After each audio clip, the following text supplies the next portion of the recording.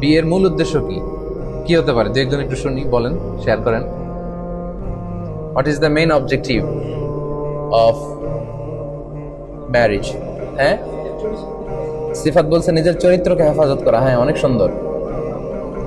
বংশধারাকে বজায় রাখা, অব্যাহত রাখা, এটা একটা ভালো লক্ষ্য বা উদ্দেশ্য।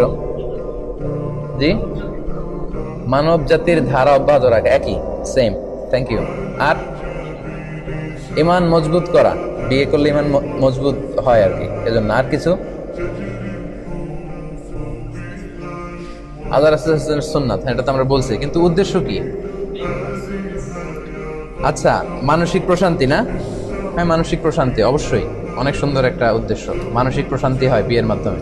বিবাহিত তো, এজন্য পার্সোনাল এক্সপিরিয়েন্স থেকে বলছে। যে শায়েখদের কথা বেশি খেয়াল করবেন, একেবারে এক্সপিরিয়েন্স থেকে বলে আর কি।